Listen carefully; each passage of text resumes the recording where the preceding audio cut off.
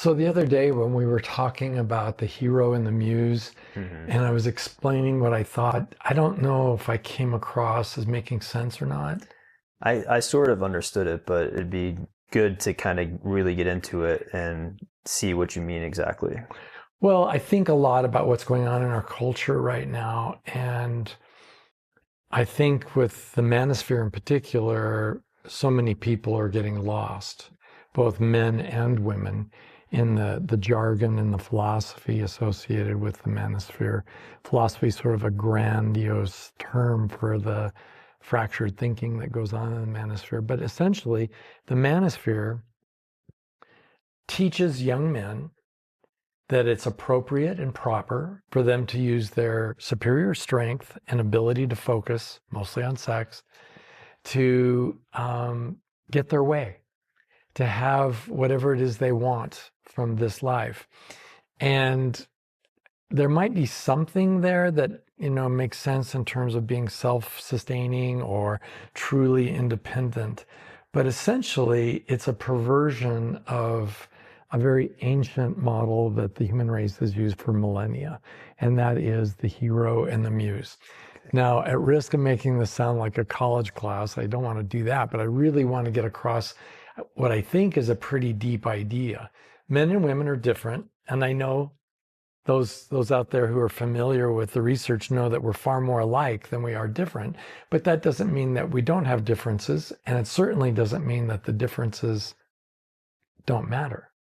So one of the things about us men is that we do have some sort of a superior physical strength at times, and we have also a very pronounced ability to focus single-mindedly on a given goal. For a lot of men, it's the young men in particular, but men of all ages have been called out for being so singly motivated or singly focused on having sex and doing whatever it takes to try to have sex, as if her thighs are the goalposts in a hockey game. Hmm. That if I can just get inside that net, I'll be okay and win the game. Woo! But actually, the other older paradigm is that of the hero and the muse. And did that come from anywhere specific, or Well, like so much of Western civilization, this conceptualization of it comes from the Greeks, okay, that's what but I was that gonna doesn't say. mean it's not universal. Okay.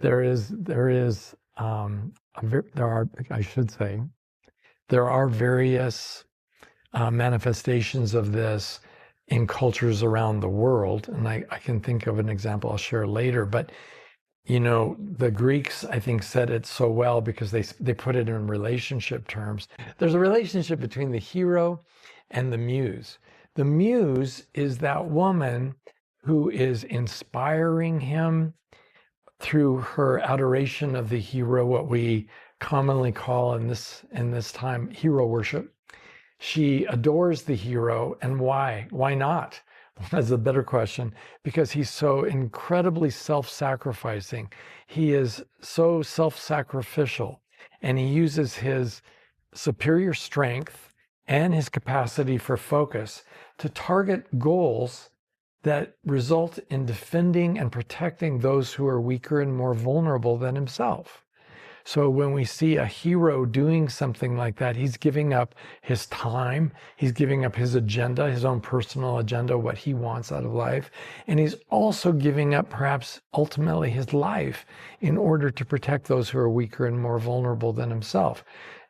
And women, or at least right-thinking women who meet a man like that, admire him, respect him, and he, in turn, feeds off of that. So he's inspiring her, she's inspiring him, and there's this wonderful, almost like electrical energy going back and forth between the two, like an alternating current going back and forth and back and forth. And it feeds to ever greater heights of self-sacrifice from men. And the alternative is But really using. quick so you're saying that's the sort of relationship example that you would like, do you have that now with your current wife? Wow. Gee, that's awfully personal. So yeah, I think I do. And it's the difference. Okay, the alternative paradigm would be, I think she's hot. Mm-hmm. She's flattered because I think she's hot. Mm-hmm. And then she discovers through getting to know me that that's all there is. I think she's hot, and otherwise I'm pretty self-absorbed. In fact, even my thinking she's hot is really about self-serving behaviors that ultimately will provide more sex or allow me to take ownership of her in some sort of a relationship. But that's what most people are thinking of, whether the person's hot. There's nothing wrong with Right. thinking somebody's hot. There's that's not what I'm getting at. But if that's all there is, Yes. if she discovers over time that he has no higher calling, he has no deeper goals that take him beyond self-serving appetites, it's pretty hard, I think, for most women to respect that man. And that makes it really challenging to have a successful relationship over time, because whether he knows it or she knows it, they're in a relationship where she no longer respects him. And no woman can love a man she does not respect. He becomes a zero, not a hero. Yeah, I guess. And I, is that from a movie somewhere? I think I've heard that before, but he's not heroic, even if he's stronger than other people. You know, these guys who send photographs of themselves working out or posing and showing off muscles. That's not what we mean by heroic. That would be another self-centered perversion of what we might mean by heroic. What if they're trying to help and inspire young men to build muscle and become stronger that way? Yeah, if they're doing that through in a self-sacrificial way, if they're laying down their lives and even their embarrassment, and they're willing to help by doing something that's really hard for them, that I think we can all understand if we saw it. But, you know, the difference between this and the manosphere, oh my God, it's like, I think most of us know in our hearts when someone around us is giving to us in order to be giving, or they're giving to us in order to get something back. And so for a lot of people who are in some sort of marketing phase of a relationship, or they're marketing their own physique, whether it's a beautiful woman or a man who's very muscular. You're saying like courting. No, I'm saying like marketing in courting or in business. When they're doing that, they're not doing that in a loving, giving way. They're doing that, I'm speaking specifically of men, they're doing that to maximize the ability to get what they want out of the relationship. Okay. So and there's no way to talk about this without talking about the manosphere, because the manosphere is essentially that ultimate perversion of heroism, where he takes the hero and mimics it by being loud and in charge and authoritative and telling young men what to do. This is how you become a man. But he's not a kind teacher. He's not somebody helping younger boys become men. He's actually simply collecting acolytes, collecting, I'm sorry to say, suckers, who will then spend their coin on him so that he can maximize his income. And he counts his followers and his income from social media every month. And that's what gives him his sense of self-esteem, instead of that larger purpose that's really about laying down his life for the good of others. But there are some women who are worshiping these heroes as well, or these pseudo manosphere heroes. Yeah, I think I'm sorry to say, you know, but there's enough foolishness to go around for both genders, right? So there are foolish young men who get caught up in following foolish influencers in the manosphere. And then there are foolish women, quite often from the OnlyFans community, who are trying to maximize their followers, who are similarly young men. And it's all to extract as much money out of young men as possible. And so they'll put up with some of the manosphere lingo and the ill treatment from these guys who are loud, authoritative, and trying to teach other people to live the way they're living. But that's not heroism. That's not the way of the hero. The way of the hero ultimately is one who really lays down his life for the good of others. So we see that with, you know, people historically. We've had a lot of heroes down through history who did what they did, not for money, not for gain of any kind. Like but, Martin Luther King or something like that. oh, yeah, there's a prime example. I wish I'd thought of him myself, but I was also thinking one of my favorite presidents is Abraham Lincoln. And even to some degree, I have to say, George Washington was very self-sacrificial in so many ways, doing what he did. He could have had a much easier life had he chosen a different path. And we see this in modern times. I think there are a lot of military men who are genuine heroes in this way. Sadly, not in the current political sphere, you know, in the administration. I think we see a lot of pseudo-heroes who are, Well, they seem kind of manosphere to me. Like yeah, they're very manosphere yelling influence. down, not protecting the weaker, want to be worshipped, but they want to be idolized, almost to the point where they can't be criticized. Like Very fragile egos, and they're very loud about in their sadistic pleasure of killing as many enemies as possible, and insulting, destroying whole civilizations, making no room for anyone else to come up alongside the rest of us. Like, we don't want any gay heroes, we don't want any trans heroes, we don't want any women heroes. That's my purview as a man. I need to have that space carved out for myself. But a real hero would never be intimidated by that sort of thing, because being a hero is not a competition. Heroes welcome other heroes to the battle. And you see this with the big-hearted people in the entertainment industry, Joseph Gordon-Levitt, the musicians who've been working so hard to raise money to support the fight against AIDS or to develop more money for starving countries. We see it all the time. But men are particularly needing this information, because I think women are, one of the many differences between men and women is that women are, I think, more gifted naturally at being empathic. It's not that we men are incapable of it, but we have to work a little harder, I think, to get there. And the women who are empathic are just wonderful, and they can be quite self-sacrificial themselves.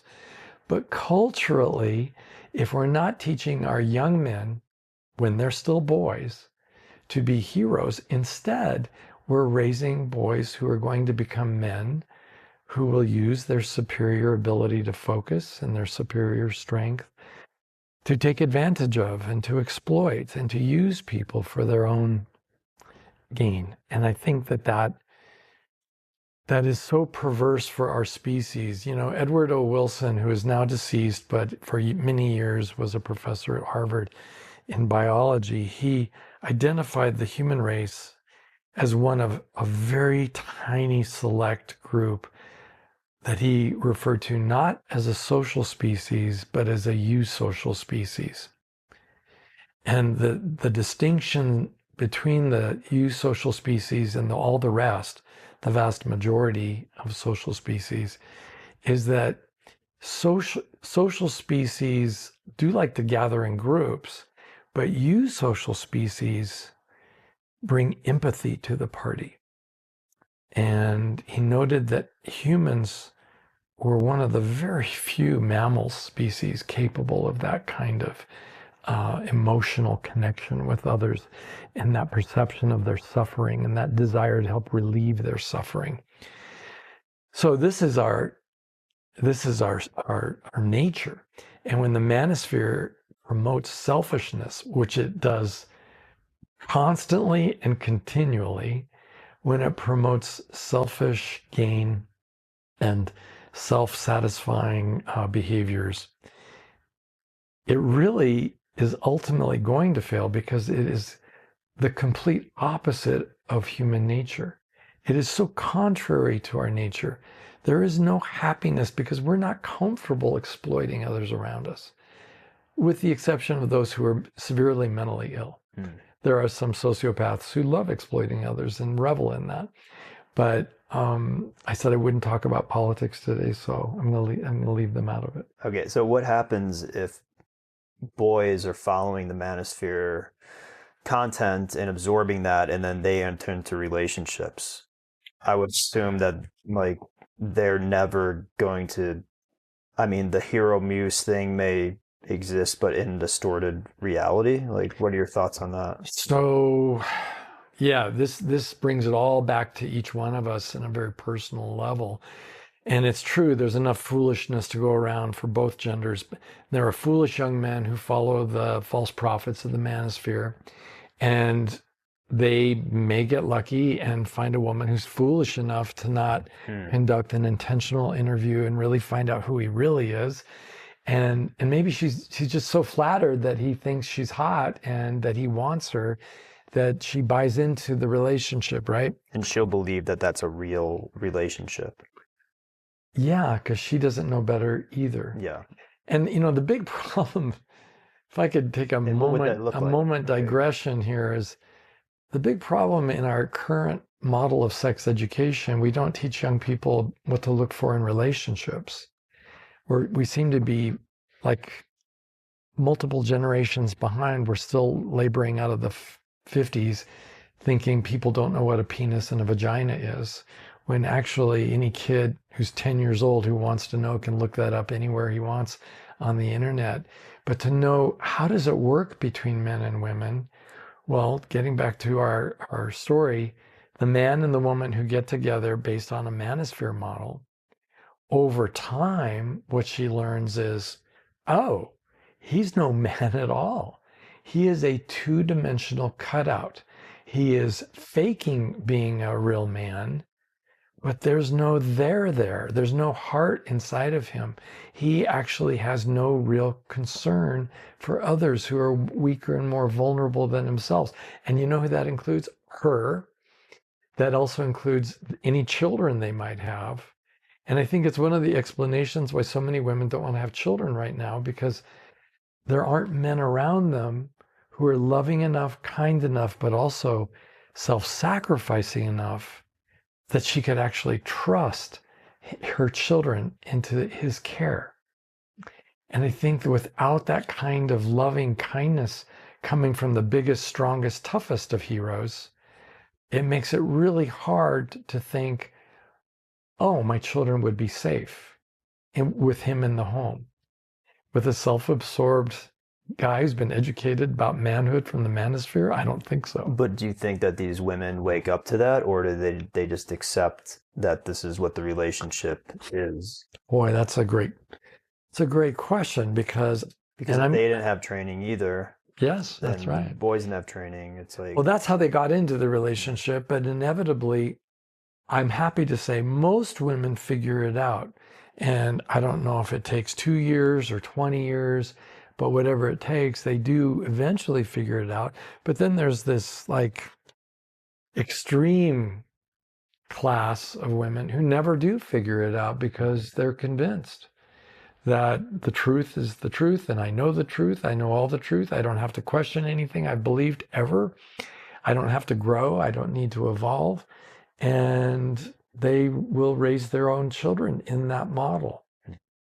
And again, not with terribly great outcomes, because our daughters and our sons need to know what real heroes are. Yeah, well, we talk a lot about like abuse and an abuse-free lifestyle, like as far as one of your tenets of how to have for a relationship to reach its true potential, where you could access intimacy, which is the ability to safely share your life with one another. Right. It needs to be abuse-free. And to me, I don't see the manosphere promoting that in relationships. I don't either. So there's no way just from that alone where these relationships are ever going to be successful. They may be successful in the denial of the two people who are in that relationship, but it will never be reach again its potential as you kind of are teaching people to have relationships? Well, they would never develop the kind of marriage unless they changed. They would never develop the kind of marriage you and I would ever want to be a part of. Yeah. It would just be awful. But, you asked me a personal question, and I have to ask you one, in terms of this thinking about ourselves as heroes and laying down our agenda for those more vulnerable than ourselves, not knowing that, because I don't think you were raised thinking that way, were you? About a hero and a muse? No, Right. no. So how did that affect your early attempts at having relationships? This was not on any radar of mine, hero and muse. Like, if I heard that, I'd be like, what is this guy talking about? And I'd probably just disregard it possibly and just go on living life. But I wasn't really absorbing any sort of relationship advice from my first 3 relationships. Here's what I think would have happened had you been educated in this. I think you would have waited to get involved until you saw signs that she saw you for who you really are and admired you. Yeah, which I don't believe that I've had in any of my relationships. Ouch. Yeah. Yeah. So it made it hard to become even who I was trying to become eventually. Yeah, because I think it's natural when you are admired to try to exceed those behaviors to get more admiration. So if I'm being self-sacrificial, like in old school etiquette, I don't just pull out my chair and sit down. Maybe I take a moment to pull out her chair to help her sit down more comfortably. And I open doors for her and I do all these other things. And she is saying her thank yous as we go through this. And it's feeding me and I want to do more things for her in this way.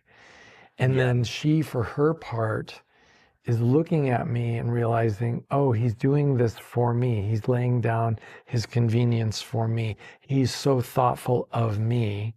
And she wants to give him more love for that reason. Yeah.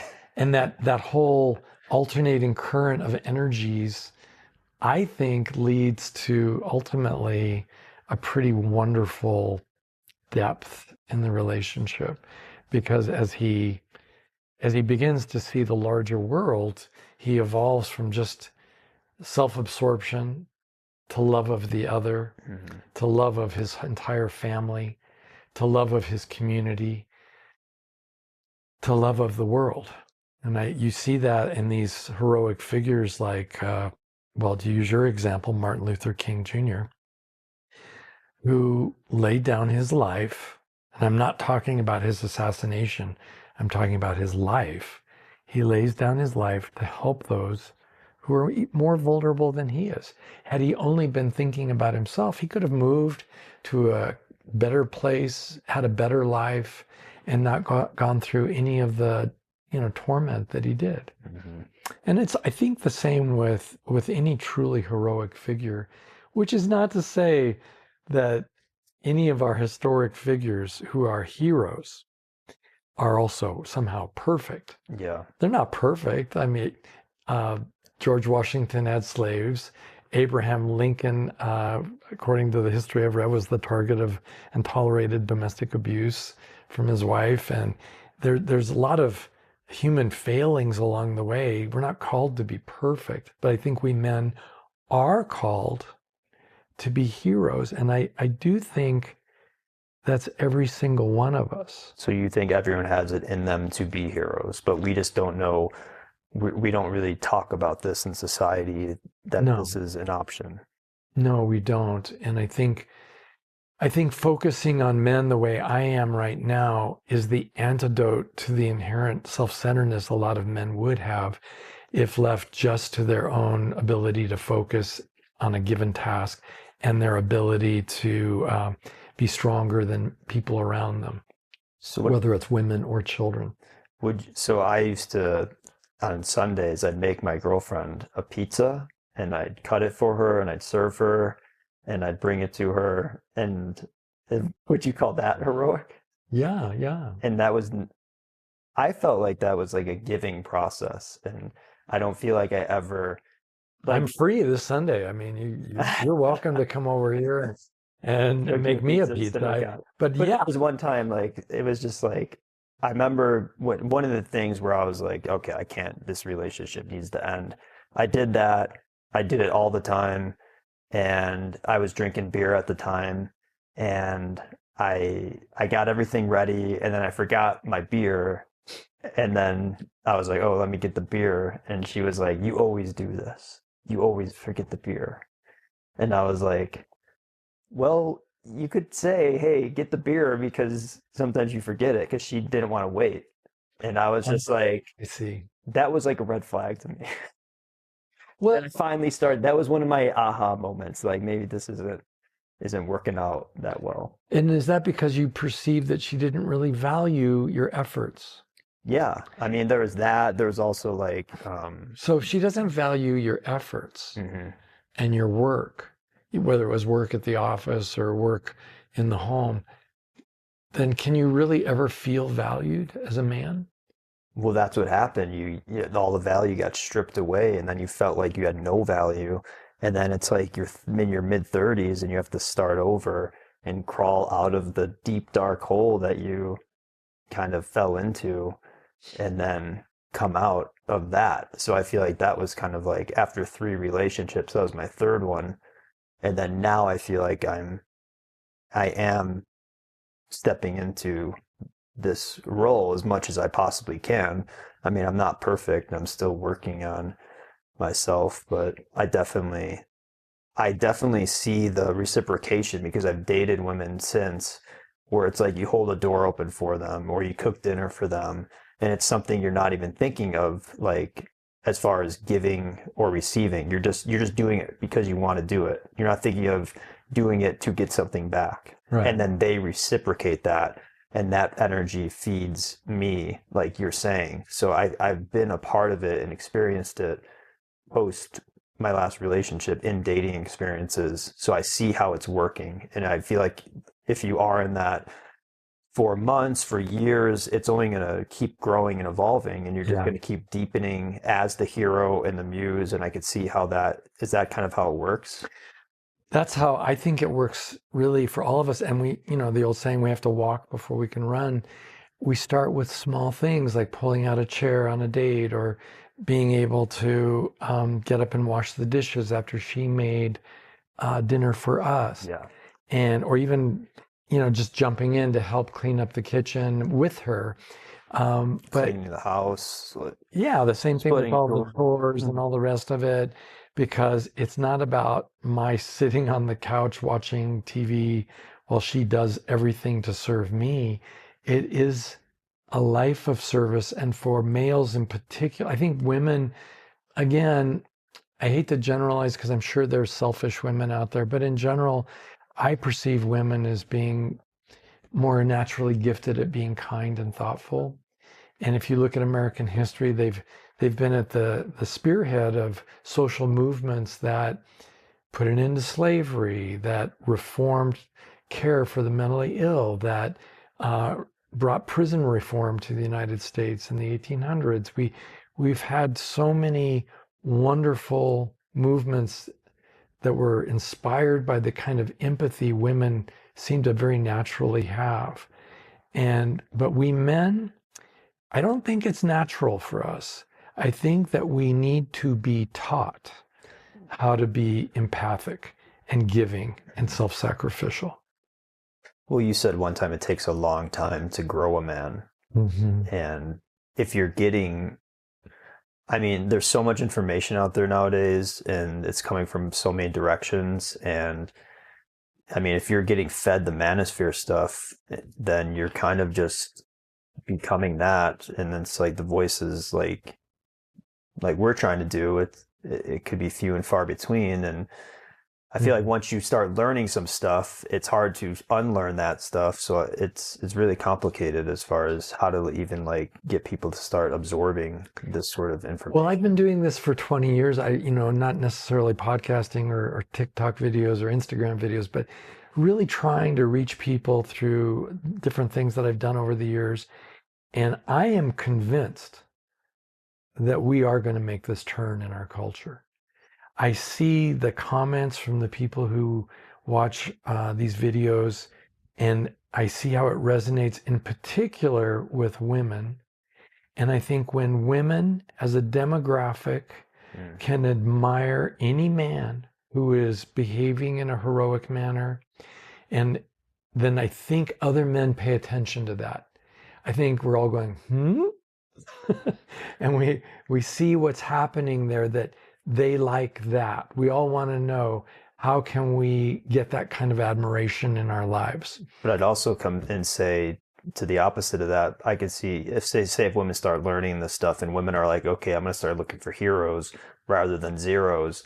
And then the men who are absorbing manosphere content and that they're not able to get these women because their consciousness is in a completely other realm of how they view relationships. So then they could be like, well, they don't want to be in a relationship with me, and that could further it. So I feel like it has to be kind of a combined effort of men and women in order for it to truly make a change, because, or you don't think so? Because then women are going to have to teach the men how to be men. Well, I had a single mom, so I'm kind of used to that.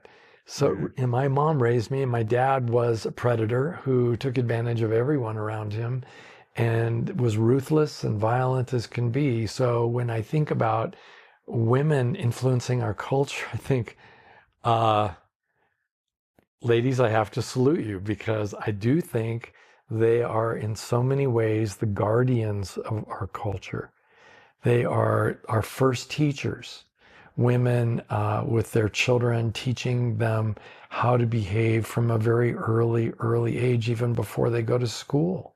How to just use that word kindness, to use that word becoming giving, and oh, what a hero. And when a little boy sees his mom admiring a hero, that imprints on his brain. He thinks about that. And when girls become smart enough to confront selfish, exploitive men and say, yeah, I'm not really looking for something like that. A guy who just thinks I'm hot, that's really not enough. I'm looking for much more than that. And they learn how to say that on a date with confidence. Yeah. And not fear any, because sometimes I read comments, people are afraid, oh, I can't say that to a guy, who knows what he'll do, or something like that. Right. But I think we could safely say that in classrooms. I think women could safely speak up. Women could also be quite open about their admiration of heroes in general. And I'm not trying to put all this responsibility on women's shoulders, but I'm sorry to have to say it's already there. Because by and large, the responsibility for raising our boys is on the shoulders of women. I'm not saying men are absolved of responsibility for their failure to teach their sons and other boys how to become men, how to be sacrificial, how to be true heroes. But I think if men don't step up, I think women are powerful enough and empowered enough, brave enough to be teaching their young boys what the truth really is. That girls are going to be flattered because if you say she's pretty, but they're not going to be blinded. It's not like they're morons. So they are going to be paying attention. And if you're all about yourself, eventually some woman is going to be done with you. So would you say the majority, you have faith that the majority of women inherently understand these concepts at a deeper level, but then you'd say yes to that? Probably, I would say yes, and that they already see the value. They don't just cognitively understand it. I think they feel, yes, that's exactly what's missing in the manosphere. They see it, they feel it, they know it, and they have consternation about, why isn't this more common? Why aren't we talking about this more?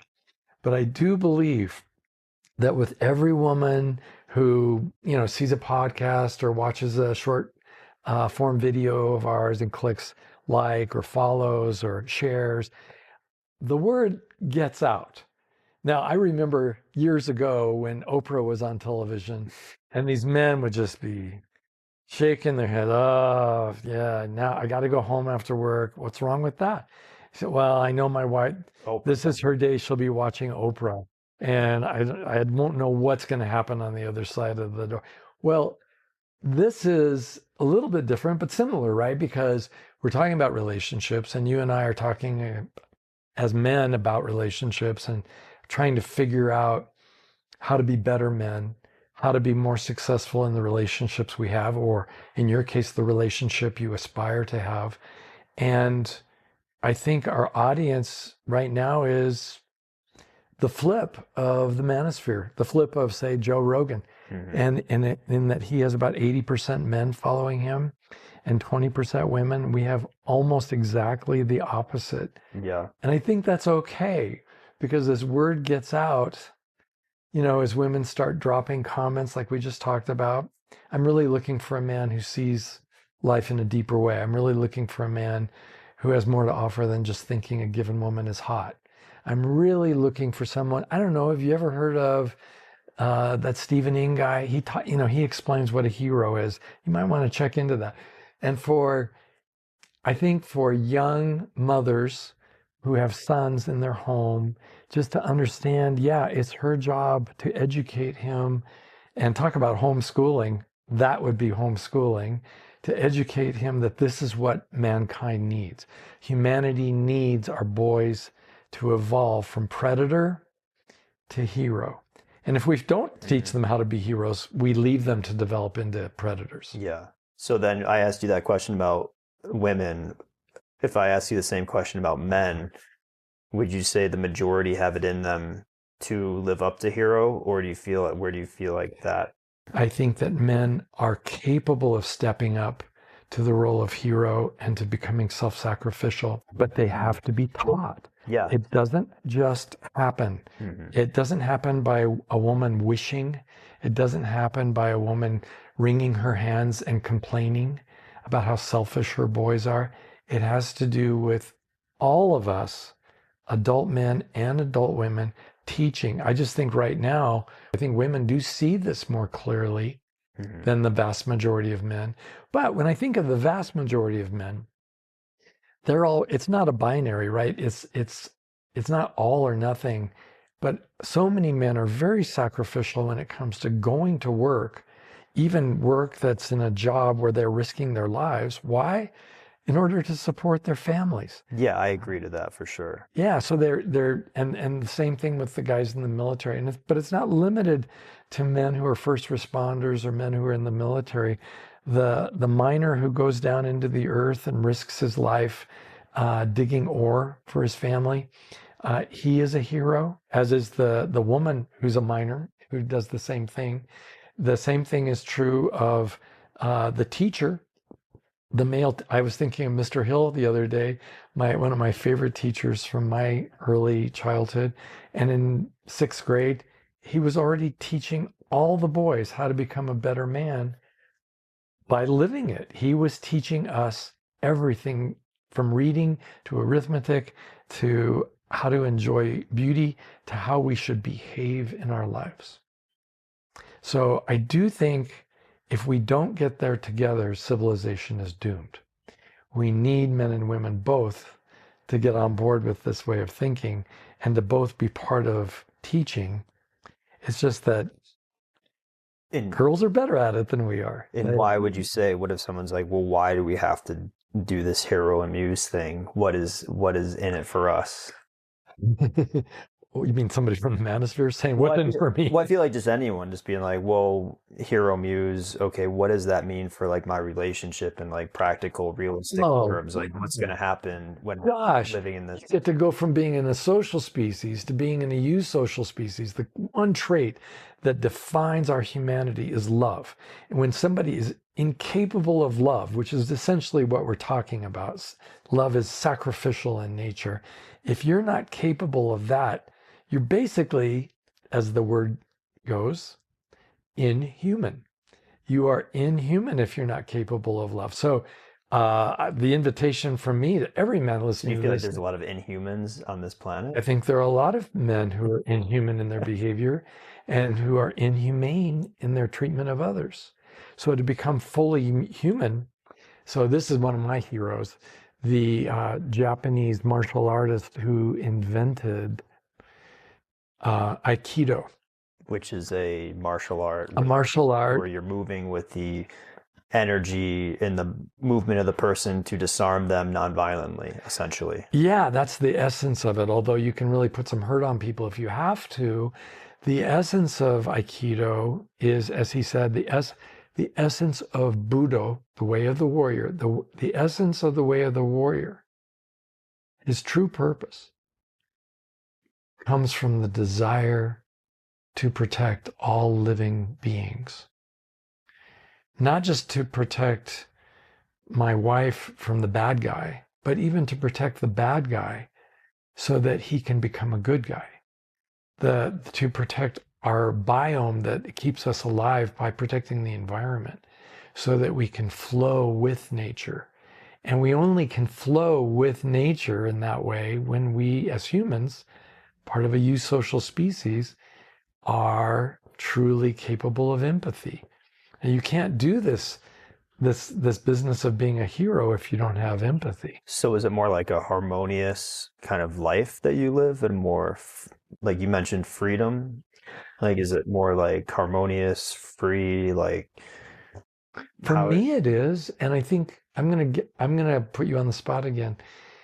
For you, as your thoughts have been developing over the years you've known me, isn't it a fact that you have become freer within yourself to be yourself? Yes, you have freed me. But no, I definitely have.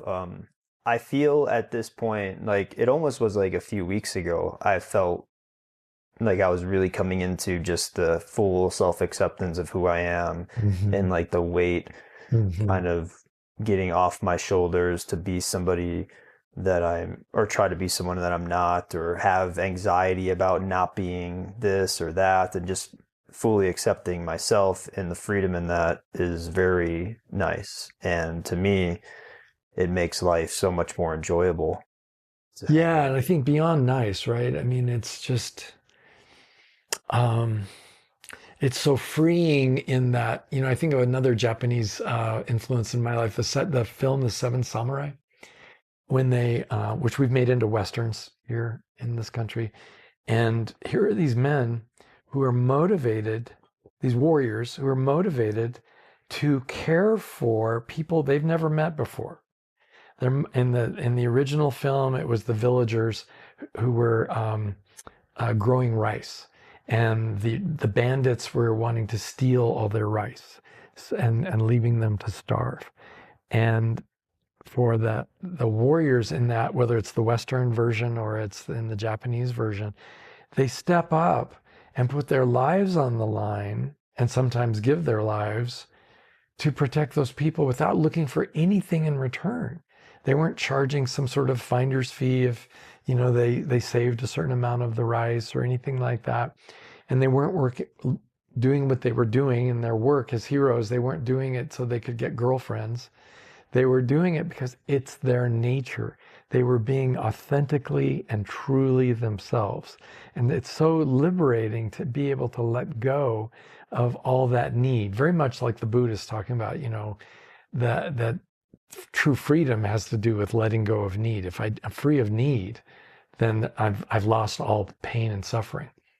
And it's a wonderful experience to be in that position. And I think for our heroes, the message isn't become a hero and you'll get a girlfriend. The message is become a hero and your life will be so full and rich, you'll be able to be free of the need for any particular girlfriend. And at some point, out of the many thousands of women who find us quite resistible, inevitably, again, Mother Nature will probably make sure that some woman out there sees our value. But we don't do what we do in order to earn her admiration. We do what we do ultimately because it's the right thing to do. Well, caring for others, sacrificing our own selfish agendas for the good of others who are more vulnerable than ourselves. And you're saying if you do that, I'll get a girlfriend. That's Well, I will say this. I mean, I know I know you meant a joke, but as a joke, but I will say it doesn't your matter. odds of ultimately finding a woman who truly sees you and loves you for who you are go way, way up, as opposed to a woman who is in her own way very self-centered, and also a caricature of what real womanhood has to offer, because she's just over the moon because you think she's hot. That's not really what any of us are looking for, because there's no heart in that. She's just flattered because she thinks we're hot, or we think she's hot. And a lot of people though are talking about like how to get a girlfriend, how to get a boyfriend, how to do this or how to do that. And on the woman's end of this, are they working to be muses? Like what? No, I don't think they are. And I do think that women underestimate the power of how much their esteem matters to us men. When we see the front row at an early Beatles concert or the Elvis Presley concert, and the women are just over the moon adoring this man on stage, or these men who are performing, wait a minute, I want that. Well, how do I get that? Well, I don't play a guitar, and I don't sing, so how am I to get that? Well, and how many of those women do I need? Like thousands or hundreds of millions? No, I just really ultimately would like to have one amazing, wonderful woman who can really see me for who I am. So in the meantime, as a man, what I'm going to be doing is focusing on building a life worth living. And part of that is not being a punk and not being a coward.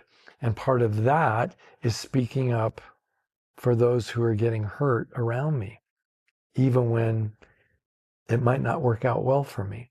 I might lose my job. I might lose my life. I might lose status. And for me, that means speaking up on behalf of anybody who's disadvantaged, whether it's the boy in school who's being made fun of because he's not considered masculine, or the boy in school who is being made fun of because we don't value his sexuality because it's not like ours, or maybe the girl whose body doesn't conform to our notion of beauty. Speaking up on the behalf of those people it's a rush. It feels great. It may result in a punch to the face, but it's worth it. It's worth it to speak up for those who are disadvantaged and who are being treated, well, for those who are being abused, for those who are victimized by the crowd. And I think to have a brave young man stand up for them, it brings tears to my eyes.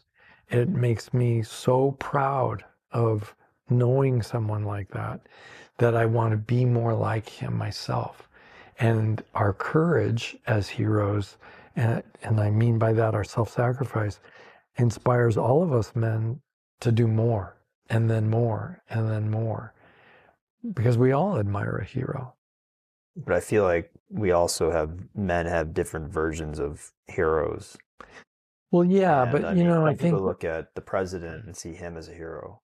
Okay, now we're getting into politics. Okay, we don't think. Yeah, but let's edit all that out. Let me ask you this though, but like, so men are doing all this, but are women doing anything on their end as far as like preparing for a relationship, or like how are they like as the muse? Is that anything? Do they do anything specific on their end, or? I don't know that we even need to teach that, but to the degree that mothers value heroes, they become models for their daughters to value heroes. Like for a mother to say out loud something that maybe her daughter hasn't really thought of yet, but once her mother pulls the curtain back on some scoundrel who is self-absorbed and who is exploiting others, and the mother says, yeah, I'm not interested in men like that, and he's too self-absorbed for me, and everything he does is self-serving. When a mother says something like that, I think daughters listen, and they may not listen in the moment. Perhaps they're caught up in the experience of the moment. But over time, they will remember back to their mother's words. And when their mother freely acknowledges that her admiration of a hero, I just admire him so much, whether it's a political hero, and I don't mean somebody who's necessarily on our side of the political divide, but somebody who's truly heroic and who's willing to be courageous and stand up for those who are weaker and more vulnerable than himself. I think daughters learn from that. So I just think in general, daughters learn it faster than boys do. Sorry to say that, but I think it is what it is. And it takes us some time to grow into that kind of heroism. So if I was like in my 20s or late teens and I stumbled across this information, like some guy on the internet telling me about being a hero, like how would you pitch that to a young man, or Wow. or how would you, or in a Well, if you were in your late teens or early 20s, I would hope that just by listening to this, the words would make sense. Because I'm not telling anybody anything in this podcast today that we haven't all known in our bones, because this is part of our DNA. This is part of who we've evolved into being. This thing about empathy, it's not a choice. We don't empathize with people because we choose to. We empathize with them really against our will. We don't want to feel horrible when we see people treated horribly, but we do. And if you don't, well, it's because you're mentally ill. I mean, you're really an underdeveloped human. You're not quite human yet, and maybe never will be. So you think we all have it in us inherently? It's just we're not The vast majority the of us. vast majority of us, but we don't have the proper education or guidance to allow it to flourish. Would that Yeah, I think that's true. And I do think that needs to change in our culture. We need to talk about heroes. We need to talk about what makes a hero a hero. And I understand that there's this weird competition between men and women. Like, we should also be talking about female heroes. And I have heroes in my life. My mother was extremely self-sacrificing and really focused like nobody's business on raising her children and helping her boys to grow up. And I so appreciate her and I think of her every day. But I also think that it is us men who present the liability, because we are the ones with the superior strength, and we are the ones who need to be taught how to be this way, how to love in this way. And if we are not, then we become the predators who live among humanity. I think that's a good place to wrap up.